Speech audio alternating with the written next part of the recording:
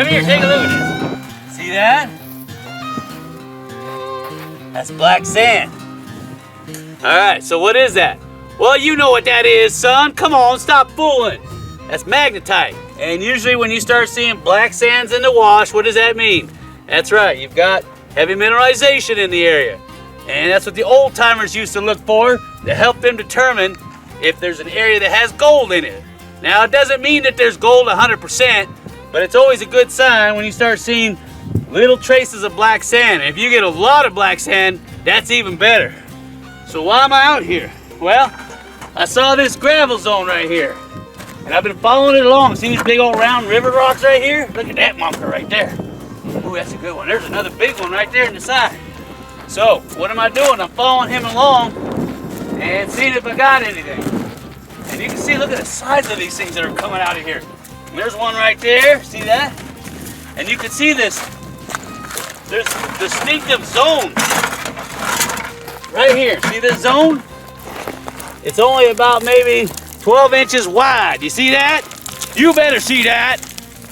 All right, so all this means is I can see each distinctive bedding plane, which represents what? A flood zone. Come on now, you know that. So flood zone, flood zone, flood zone, flood zone. So I'm down to this guy. Now, where am I gonna be looking? Same place you should be looking, son, is you're gonna look at the contact zones. I can't stress that enough. Contact zones are so important, not only with plaster, but load. And I'll get into that later. So what you're gonna do is you're looking for where all this heavy gravel is sitting on that last flood zone. And hopefully it's hard pack or impervious. If it's not, the gold might have dropped down into that zone too. And of course I'm sitting on top of a really hard caliche bed that's sitting running through here too. So what am I gonna do? What I'm gonna do is I'm gonna sample this section here. Now I'm gonna dig this out, but I'm only interested in maybe this section right here. Now there is sand, you can see the sand in there, see that? In between there. And I might get that out too. So what I'm gonna do is I'm gonna dig this all out right here. Now, there's another thing I wanna talk about. Come here, look at this. Now, I can see where this old tree used to be growing here. And roots are really good at trapping gold. And I've seen a lot of trees hold gold. So this one's dead. You can see it's been washed out years ago. So I'm gonna dig in this section right here because I got a good feeling about that. So, and then I'm gonna show you something that nobody's gonna show you here in a minute. So you better stay tuned so you know what I'm gonna say, huh? So come on, let's go.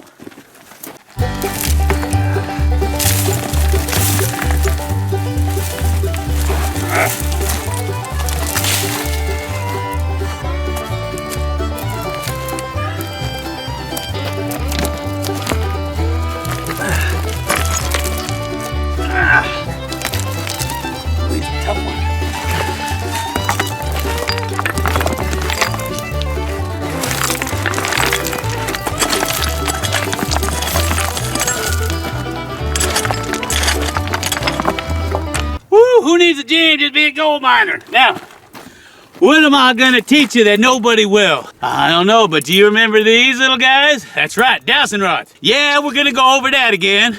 Had a couple people write in saying they want to know about dowsing rods. I'm gonna teach you real good. Well, there's not a lot on YouTube that talks about these, especially when it comes to finding gold, not the right way. First of all, you have to have the gift. Second, well, I like to bait my rods. And while baiting, what do I do? That's 24 karat gold button that we melted down. You see that little guy? Ooh, mwah, I love this stuff. I put him in my right hand. You see that? And it has to touch the rod. And what do? Well, some guys like to ask questions. And as they're asking questions, they wait for the rods to cross. So a good question would be, is there gold in this spot? And it's crossing. So that means yes. Question is where, right? Now, you're supposed to start, and I like to, going north and south, then east and west. And how do you do that? You put one rod down to your right side. Got it? The one with the little tiny baiting gold nugget in it, or whatever you got. And then I hold the other one out. And so if I'm walking and I'm thinking about gold, and if that rod curves to the right, then I stop. then I put both rods up and I go this way. Or if I'm walking along thinking of gold and the rod goes to the left, then I go to the left, put both rods up, and I keep walking. And I don't think of nothing else but gold. When I get to the gold spot, these are gonna cross. You see that? That's what people aren't gonna tell you. So how do I use it in this situation? What I do is I'll walk along here, thinking of gold. I got one rod out. If I got gold in there, it should point to the right. Give it a shot. All right.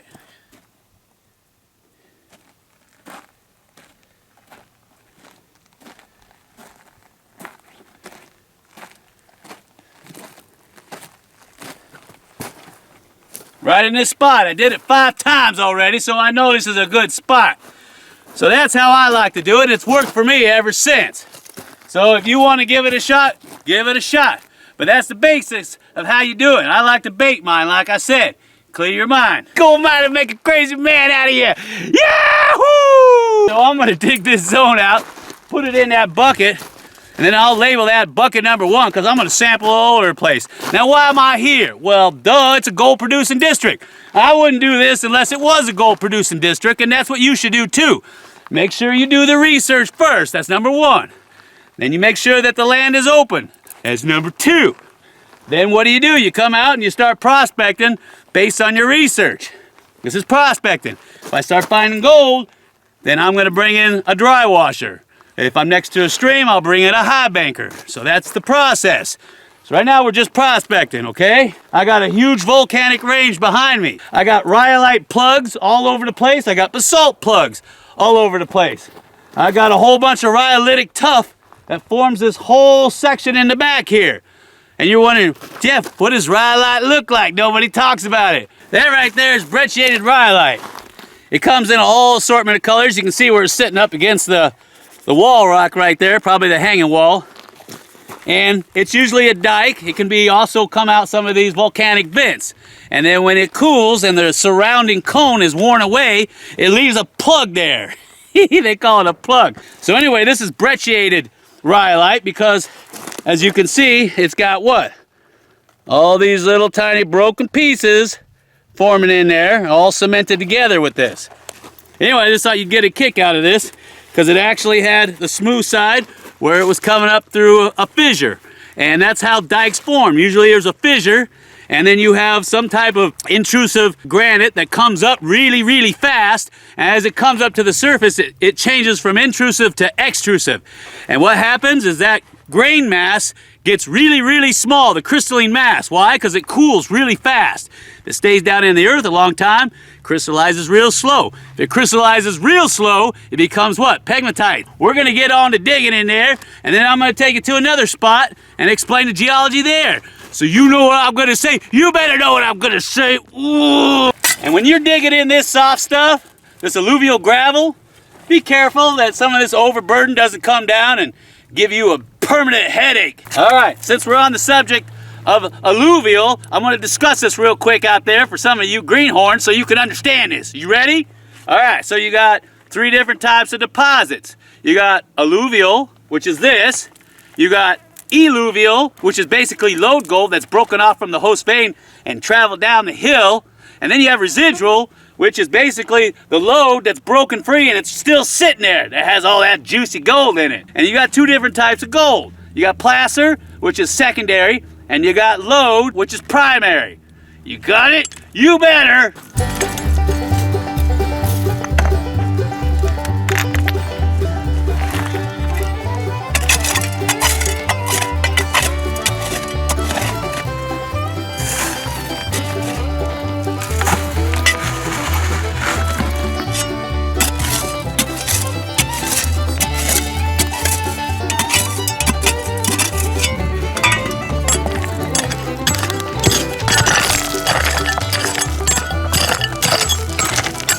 Come here, look at this. I got a baby scorpion. Got me a baby scorpion. He ain't too happy either. You be careful out here in the desert. He's trying to get me.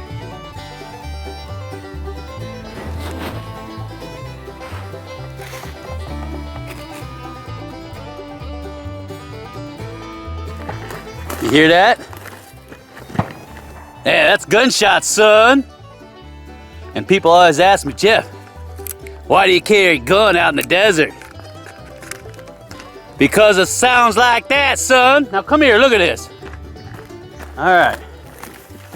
Now, I got a small mine here, and it's what? It's following this vein in this andesite. It's a quartz vein, it's fissure filled. And what did I want to show you? Well, there's several things, son, just relax. All right, now there's a lot of people who say that these guys right here, see this? It's called the Trumpet Plant. And they say, oh, if you find a trumpet plant, there's gold there for sure. No, it just means there's a lot of mineralization there, son. A lot of heavy minerals in the ground. They love that stuff. Horsetail is the same thing. If you find horsetail, there's a good chance there might be gold there. These are trumpet plants. You can't miss them. I got a little cluster of them growing right here. You see all that? And what's that? See where they were digging? See that green perforated andesite? There's the vein right there. When you're around these old mines, I don't advocate going in them, but I do advocate you go looking around the old mine dumps, because sometimes the old timers threw out low grade because they didn't want the low grade, they just wanted the high grade, or they couldn't see it. Small shaft here, and I've got tons and tons of quartz here, and you can see a beautiful looking vein of it. That's a little stringer. Remember, you got stringers, you've got swarms, you've got veinlets. Remember that. You're going to see that in your USGS reports. Now, what do you see? See that vein? You got the porphyry andesite on the left, andesite on the right, and in the middle, look at that. What is that? It's a brecciated quartz vein. And they were following that down. You can see it all the way down. There's a couple parallel veins next to it too. Probably different timelines on deposition. It comes up here, right there. As you can see where they've been digging right there. And I'll probably sample that too. See if there's anything worthwhile in there. But that's what I want you to do when you come out to these old mining districts. Make sure it was free mill native gold that they were pulling out. You don't want sulfides. Now there's a section of bedrock over here that I'm gonna take a look at. What am I looking at, son? You better know. All right, what's this black rock right here? It's called basalt. And it's running up and down, so that means it's what? A dike, so it's a basalt dike. And what's it cutting in? Well, this is porphyry andesite. Well, a fissure opened up in the andesite, and then this stuff rushed up through, the basalt did. Now, because it came out, it cooled fast, and the crystalline ground mass in here is really, really small. It's real fine. Why am I showing you this? Well, I want you to understand it. This is considered a mafic rock. Mafic meaning what? Magnesium and iron. Now, if it was granite, this would actually be rhyolite. If it was a dike, that would be felsic. Felsic just means feldspar and silica. You got two ends of the spectrum. Then you got intermediate in the middle. That's usually what andesite is. Well, why am I showing you this? Well, if you have any of these diabase dikes or basalt dikes that run through creek beds, they're great for trapping gold. Now, if you're looking for hard rock gold, what are these good for? Well, if you're in a region where there's a lot of granite and you have diabase dikes or basalt dikes running through the granite, at the contact zone where these two guys meet is what? Metamorphic rock. Well, a certain process takes place called, that's right, contact metamorphism. You better know this stuff. And a lot of the gold deposits can form at that contact zone. Remember I told you contact zones are important, whether it's placer or if it's hard rock. There's a lot behind that. I want you to look it up. So anyway, these are really, really important. And like I said, this is an extrusive rock. It's a mafic extrusive because it popped up out into the surface and cooled rapidly. And of course, if it would have stayed inside the ground, it would have been gabbro, and it would have been called an intrusive. So I want you to learn this stuff. It's real basic geology, but you got to know it because when you start reading these USGS reports, that's what they're going to talk about. You're going to need to know that stuff, so when you get out there, you know what to look for too. But anyway, I just wanted to go over this real quick, give you a real quick geology lesson. But that's not why we're here. Why we're here is over there. Yeah, I know, right? Don't stick your finger in there, you might not get it back. So you know what I'm gonna say, huh? So come on, let's go!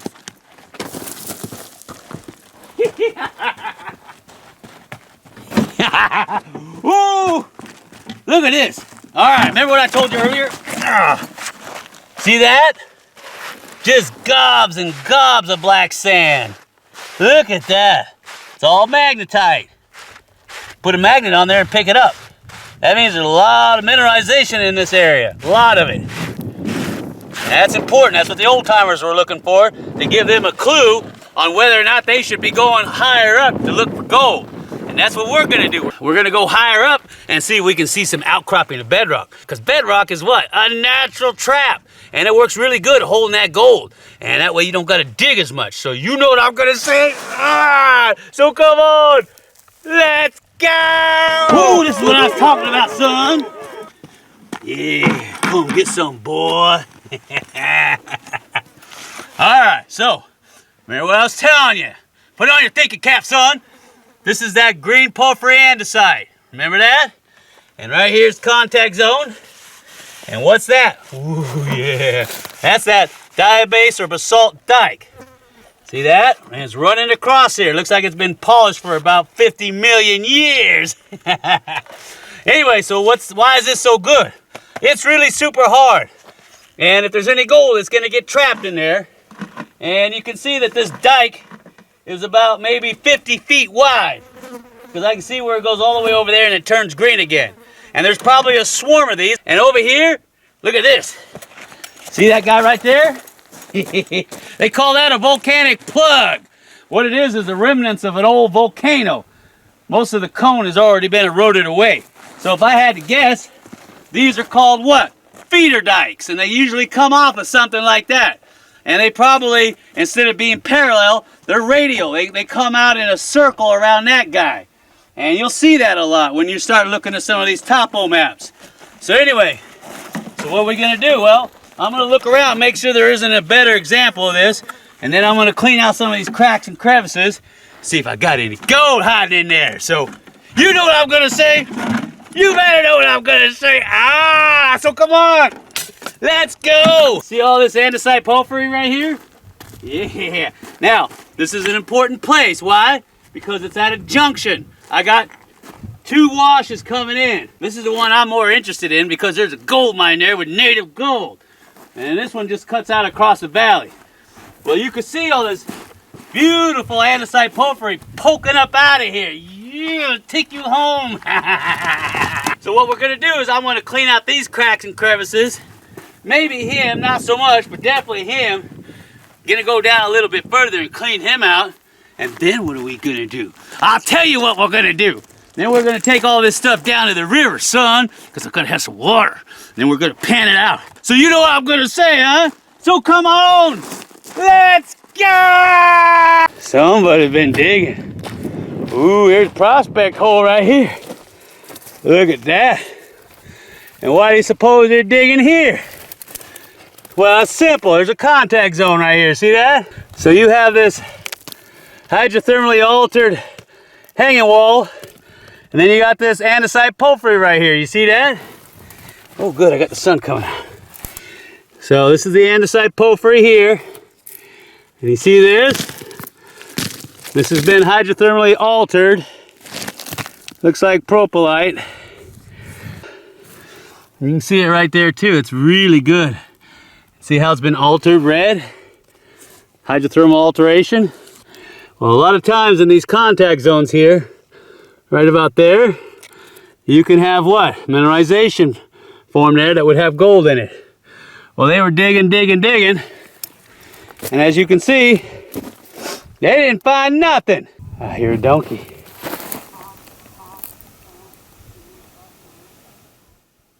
Yeah. Ooh, look at this. See that? You know what that is? That's alkali, son. That's right. And what do you get when you get alkali deposits like that? Huh? See those crystals? That means there's water here, son. Come on, you know that. Yeah. Look at that. Tree line. And see all these holes? These are from the burrows digging. See that? They know that there's water here. They can smell it. So they've been digging holes all over the place. Smart. And look at this. Water's only about 6 inches down. You see that? Look at that. Out in the middle of the desert. You wouldn't think so, but there's water. Water out here, son. Yeah. Ooh, what a beautiful place, too. Oh, that's heavy. Ooh, I tell you what. Who needs a gym? Just be a gold miner. All right, I got my 2 buckets here. Yeah, I got beautiful Colorado River right here. See this? All this gorgeous water. Ooh, man, I wish I had that up in the hills. I know, right? So, all right, so got a little spot right here. I like that. And I'll just pan out right here because I'm not getting out there in that water. Maybe unless I get real hot. And yeah, you're gonna get wet. Now, when you're creek panning, or in a lake or river or something like that, you can, when you're panning, you want to do big swirls like that. You see that? And what's gonna happen is all the big rocks are gonna come to the top just like that. See that? All these big rocks came up to the top. And what I'm doing is I'm stratifying. You see that? Don't worry, if there's gold in there, it's staying in the bottom. See that?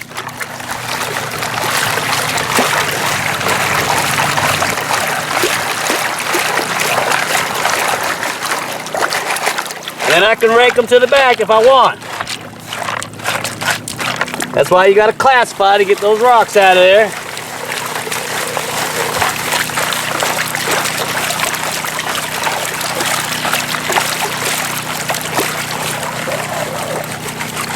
Then you're going to tilt to the front, shake, and then let the water wash it right out.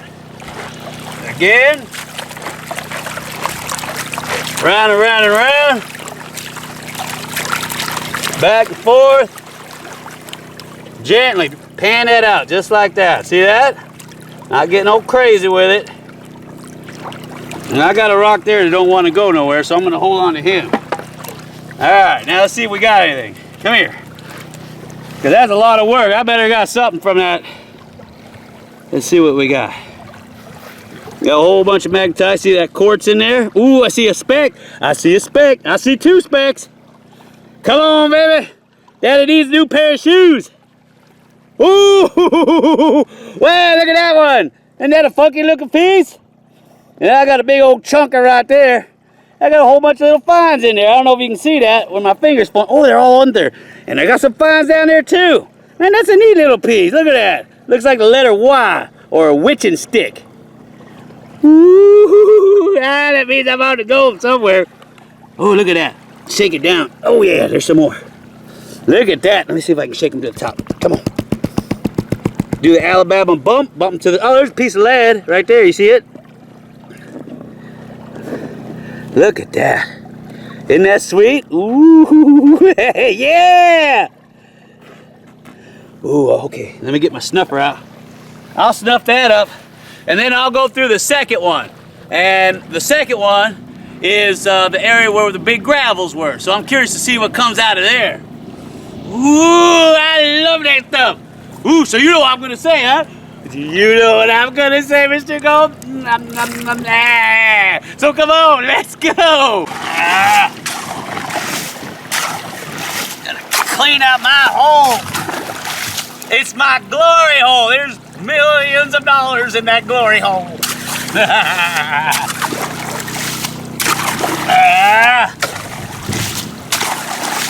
All right, now, what did I tell you about sampling? Every time you sample, you what? You clean out that gold pan. You make sure there's nothing in it at all. And you do a good job because that little tiny gold will stick. Because if you cross-contaminate your samples, you're going to be digging for nothing. I've seen it a million times. All right, so.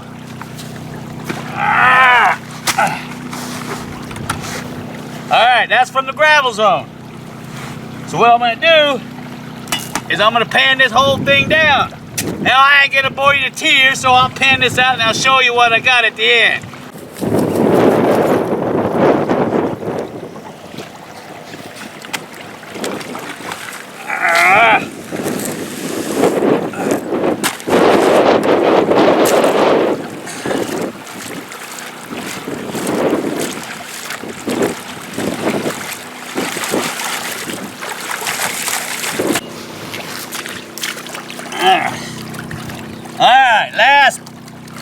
handful. Knead it up like a dough, Sonny Jim.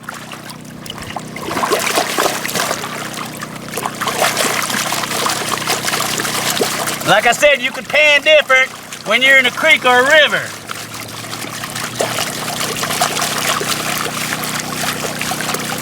And I know you're thinking that gold's washed out for sure. Trust me, it ain't going nowhere.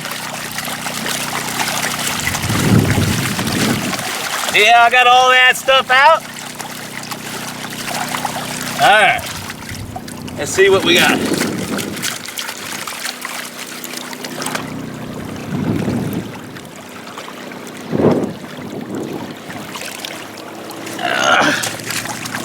See if this is worth it. Okay. Got some black. Oh, yeah! Oh, yeah! Look at that! Now that's some chunky gold, sucker! Yeah, son of Jim! Who's crazy now? I told you, didn't I tell you? That those dowsing rods work? They work for me every time. Man, I can find gold in a snowpack with those things. Oh man, that's really, really good. I'm gonna go back there with a backpack. Man, that's really good. All right.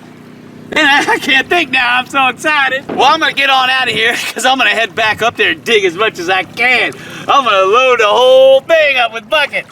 Well, I hope you enjoyed today's episode on us showing you how to find gold in the desert. And if you like today's episode, you better rate, share, and subscribe! And of course, leave me a slip of comment, because we like to hear what you got to think about all this craziness out here. So until next time, this is Jeff Williams, and who? That's right, gold in the middle of the desert, saying, you like that oro, and you want some too? Well, you better listen to all my clues, and you'll get the aid to you too. Take care, everybody. And yeah, you're gonna get wet.